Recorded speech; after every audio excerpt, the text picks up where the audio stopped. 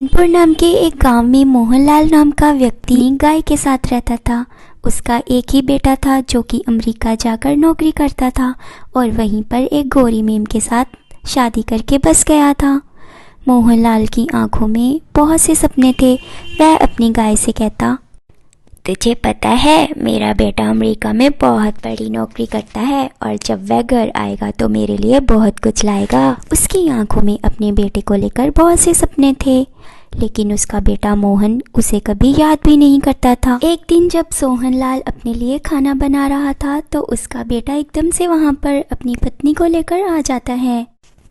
अरे बेटा, तुम कब आए? तुम्हें देखकर बहुत ही खुशी हो रही है। जी क्या बताऊं, मेरी नौकरी चली गई इसलिए मुझे घर आना पड़ा। अरे नौकरी चली गई तो क्या हुआ, तू मेरे साथ ही रह बेटा, यह तेरा ही घर है। सोहन की पत्नी का नाम गौरी था।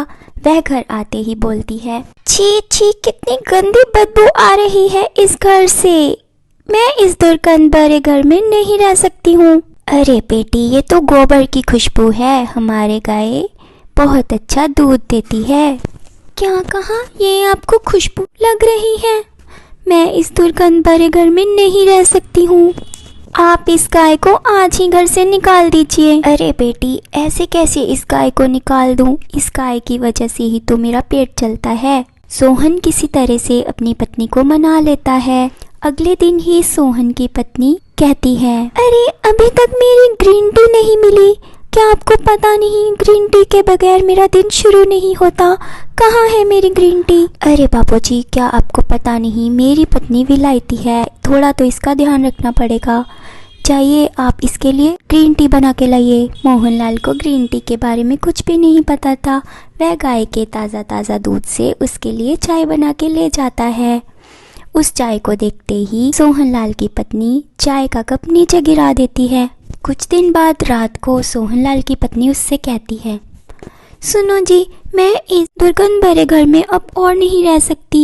यह घर तो आपके नाम पर है, आप इसको बेच दीजिए और फिर हम कहीं अच्छे से होटल में रहेंगे। सोहनलाल अगले दिन अपने पिता से घर को बेचने की बात करता है और उसका पिता यह सुनकर बहुत ही उदास हो जाता है।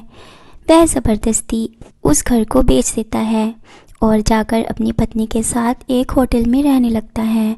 उधर मोहनलाल अपनी गाय के साथ गली गली भटकने लगता है। एक दिन उसकी गाय राह में बिखरी हुई चाय की पत्तियां खा लेती है और वह दूध की जगह चाय देने लगती है।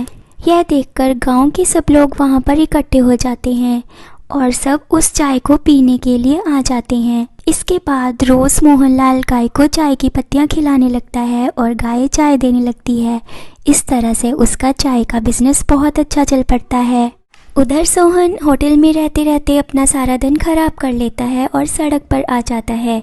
उसकी पत्नी उससे कहती है, अरे मुझे पता था एक दिन तुम्हारी यही हालत होने वाली है, इसलिए मैंने अपने लिए एक नया बॉयफ्रेंड ढूंढ के रखा था। तुम जाओ, तुम मेरे किसी काम के नहीं हो। और वह उसे छोड़कर चली जाती है। सोहनलाल गली गली भिखारी की तरह भटकने लगता है। एक दिन वह रास्ते में चाय देने वाली गाय को देखता है।